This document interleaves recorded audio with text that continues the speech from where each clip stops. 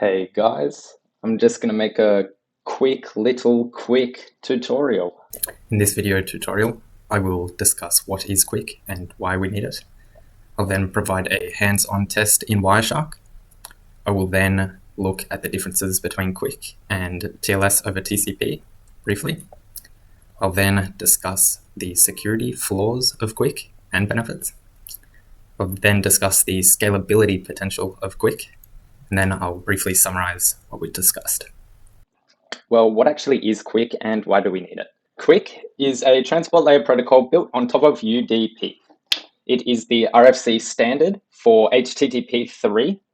The RFC standard for HTTP 2 was a TLS over TCP solution. QUIC being built on top of UDP allows it to capitalize on UDP's bare bones infrastructure, and it doesn't hold QUIC back. TCP is very focused on reliability, and this can cause some latency issues involving connection establishment and a variety of other situations. QUIC is, well, being a transport layer protocol, is used for transport layer needs, such as bringing packets from one part of a network to another. We use QUIC in HTTP 3 as it fixes some of the issues that were present with the TLS over TCP implementation in HTTP 2. These can include head of line blocking, which I will explain a bit later on. Because QUIC incorporates TLS in its initial handshake, you do not need a separate connection establishment handshake and a TLS handshake. This is the main idea behind QUIC's fast connection establishment. Some of the services and functionalities QUIC offers are multiplexing, which allows multiple streams of data to go through one connection. This fixes the aforementioned head of line blocking issue, where if one of these packets over here at the front, if this number one packet gets lost, all of the rest of the packets in the stream get held up like a traffic jam. Whereas over here, if this number one packet gets lost, all of these packets are free to go to the destination. QUIC also offers connection migration. It does this using a UUID, which is a universal unique identifier, and it labels its connections with this identifier rather than using an IP port combination, which is present in TCP TLS in HTTP 2. This means that if you are downloading something on Wi-Fi and you are leaving, and you leave your building and you switch to your 4G connection, the download still remains and it continues. These are just a few things, but just in the scope of the quick little tutorial, I'll just leave it at that. So I'll just get into a hands-on test in Wireshark now. So now we're in Wireshark. This is a capture I took at Deakin. My source address is 2402, starts with 2402. The destination is 2600. This first initial connection establishment packet contains padding and crypto. Basically, padding allows it to pad out the packet, as the name would suggest. As you can see, these lengths are 1292, which is quite large. It's actually very large. Comparing that to TCP, which can have handshake packets under 100, it's done to basically say to the server, this is the kind of size that we'll be dealing with. If you can't handle me just saying hello with this length, then you won't be able to handle potential data transfers later down the track. So padding, it's just filled with just zeros. Clicking on these padding packets, you can see it is just zeros. There's no data being transferred. It's just to pad out the packet size. The crypto packets, they contain handshake data. This is a client hello.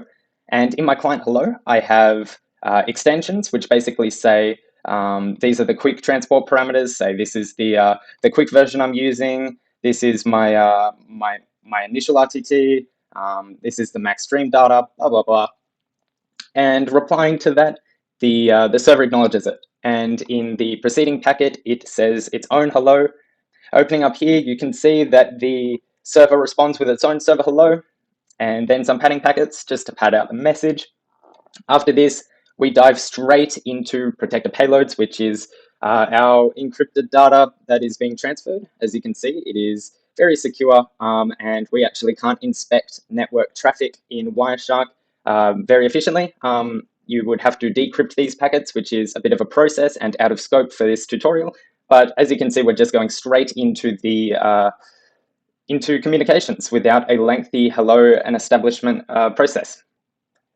So hopping back into our tutorial, we'll talk about where this is implemented. QUIC is implemented in HTTP3. Anything that's using HTTP3 will be using QUIC. It is the RFC standard, and it is used in a lot of places.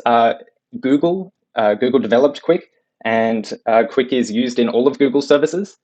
Places like Facebook, Amazon, Cloudflare, they all have QUIC implementations. And M. Joras and Y. Chi, they are two Facebook developers, and they had this to say: QUIC has shown several significant improvements in several metrics and numerous others that meaningfully affect the experience of the people using our apps.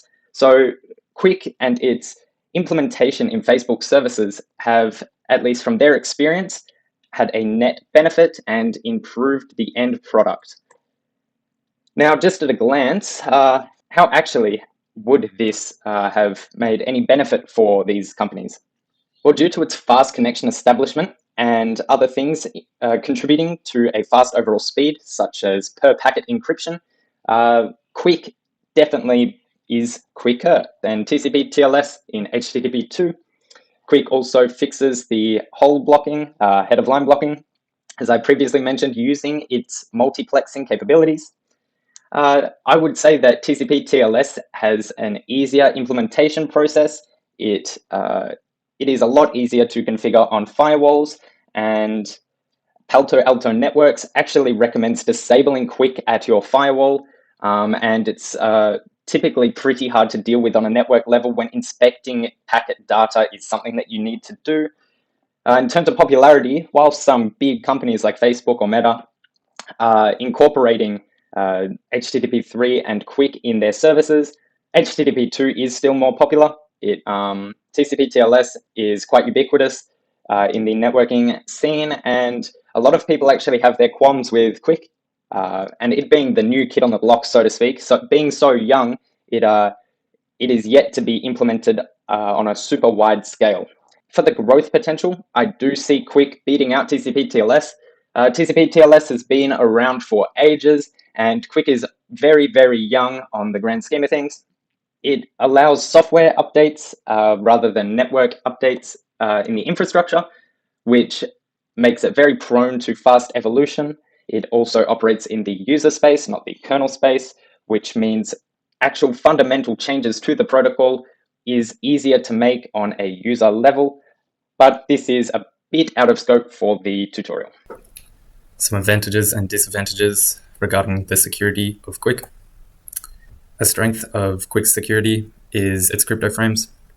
By incorporating the TLS handshake into the connection establishment, it means that every packet is encrypted and every transmission through your connection is encrypted.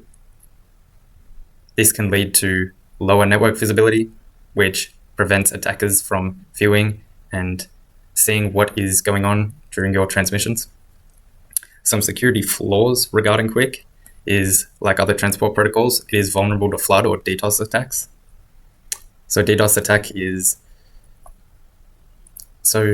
stands for direct denial of service. It is where a network is flooded with illegitimate requests that then slows down the network and grinds it to a halt. Replay attacks are another security threat. It is another threat and attack that QUIC is susceptible to. So what a replay attack is it is using the zero RTT connection establishment against QUIC. Basically, if an attacker can intercept this connection and capture the zero RTT data, it can then replay and replay and replay. By replaying the data, it can then send these requests to the server posing as you, and the server would respond accordingly. An example of this is you buying some pool floaties on Amazon. If a attacker intercepts this and replays this, next thing you know, you come back home and there are 21 pool floaties waiting at your door. This is a bit of a soft spot for me. It's a bit close to home, so I'm going to skip to the next part, which is its poor cooperation with firewalls. With poor network visibility comes poor network troubleshooting, and this does not help the case with firewalls. QUIC's unencryptable in some firewalls. This can pose such a large threat. coupled with its poor network feasibility, that Palo Alto Networks actually recommends disabling QUIC. Now onto the scalability potential of QUIC. What actually is scalability? Well, when a network grows and demands grow and traffic grows, the demands placed on transport protocols grow.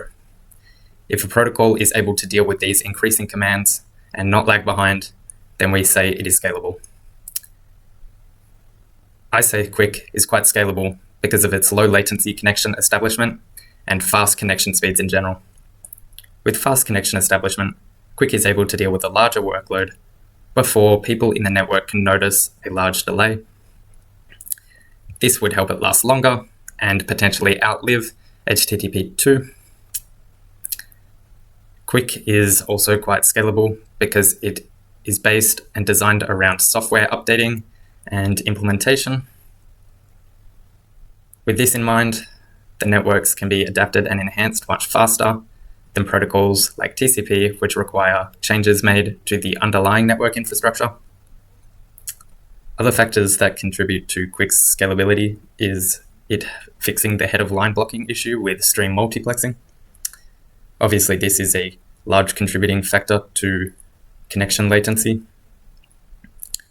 And having connection migration also means that if a network goes down and it has to switch to a backup network, or if you are in an environment where networks are changing, having a migrating connection that doesn't pause or slow down or interrupt your download means that you have much faster connection speeds. So, in summary, QUIC, it is built on UDP and is the RFC standard for HTTP 3. This is different to HTTP 2, which the RFC standard is a TCP TLS combination. QUIC boasts low connection established latency and tries to emulate what TCP TLS does, including its security, robustness, and reliability, however, at a faster rate of speed. Thank you for listening.